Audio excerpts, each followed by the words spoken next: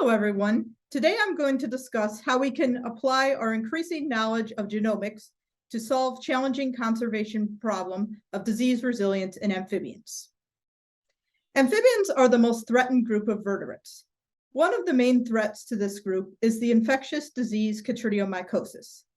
This skin disease is caused by the fungal pathogens BD and B. sal. Chytridiomycosis is the worst infectious disease ever recorded in vertebrates.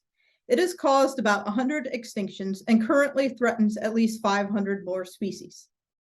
This disease originated in Asia and has been spread globally by the amphibian trade. The challenge with chytridiomycosis and many other wildlife diseases is they are hard, if not impossible, to eradicate.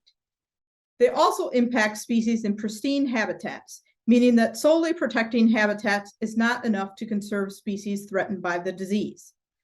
So what can we do? So far, conservation breeding is the only effective approach for preventing extinction from chytridiomycosis. There are currently about 200 amphibians dependent on this approach worldwide. Conservation breeding excels at preventing extinction, but it often fails to restore amphibians to the wild where the fungus is still present. This is likely because this approach manages species in a way to freeze their genetic characteristics, thus preserving their pathogen susceptibility. So, how can conservation breeding be used to restore species to the wild in situations where threats cannot be eradicated? One solution may be to use genetic intervention approaches to increase fitness in the presence of the threat. There are two main genetic intervention strategies for increasing disease resilience. Today, I'm going to talk about targeted genetic intervention due to its relevance to chytridiomycosis.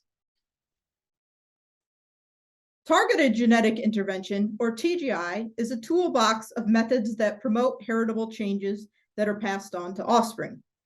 It increases the ability of a population to persist with threats like chytridiomycosis by changing the incidence of alleles that impact on fitness. These methods can be applied to both hosts and symbionts. TGI approaches vary in how they promote genetic change. Synthetic biology approaches modify genetic features by genetic engineering. Artificial selection induces genetic change by selective breeding. And targeted gene flow works by facilitating immigration between populations with desirable features. Before TGI can be used to increase chytrid immunity, we need to understand the genetic basis of this trait. This requires considerable genomic resources, including high-quality reference genomes from species with different chytrid susceptibilities that are well annotated, and matched phenotype-genotype information, such as that from disease challenge studies. Similar to other vertebrates, the rate of amphibian genome sequencing has increased in recent years. Although it's great that amphibian genomes are becoming more available, they vary considerably in quality, as you can see from this figure, showing complete buscos in blue and those missing in red. Having genomes of high quality is critical to approaches such as TGI, as it impacts their value for understanding important fitness traits like immunity. My research group plans to test TGI approaches in Australian southern corroboree frogs, a species that was driven to functional extinction by chytridiomycosis.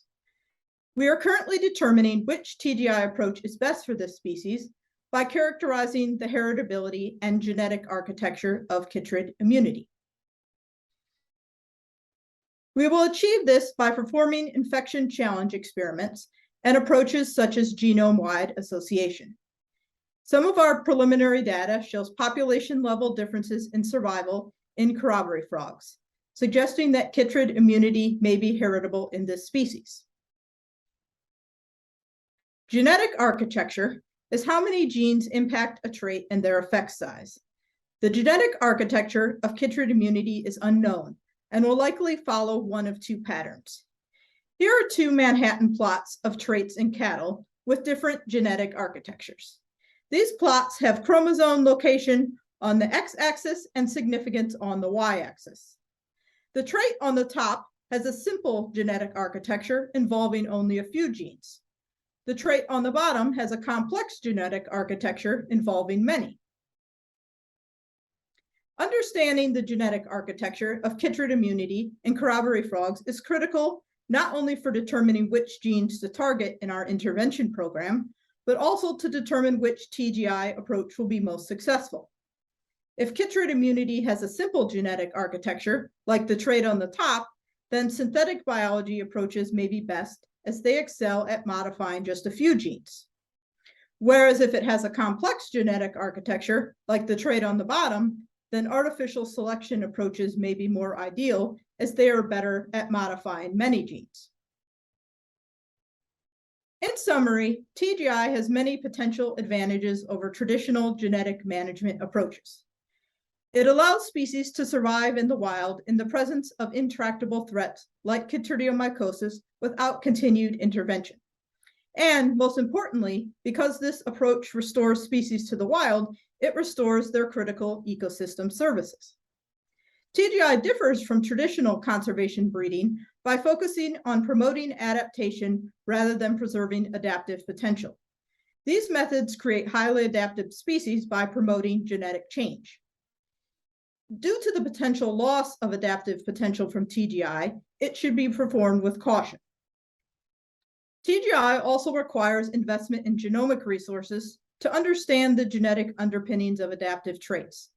This is necessary to ensure that intervention methods are effective and also to ensure that they are targeted to minimize unintended impacts. Lastly, consideration should be given from the project onset to regulatory requirements and public perceptions to ensure that TGI modified species will be allowed to be released. Diseases such as chytridiomycosis are a major threat to wildlife. Restoring species threatened by chytridiomycosis is challenging because the disease cannot be eradicated. TGI is a promising solution to allow amphibians to survive with chytridiomycosis. However, it requires high-quality genomic resources to be most effective. Thank you for listening to my talk. I'd like to conclude by thanking the members of my research group and other collaborators who are helping me to test TGI approaches in amphibians. I am especially grateful for the teams at Zoos Victoria and Taronga Conservation Society for their support and for providing the frogs for this research. Lastly, I'd like to thank VGP for committing to sequencing the corroboree frog genome and the Biodiversity Genomics Conference for the opportunity to present my research to you today. From there, I'll take any questions.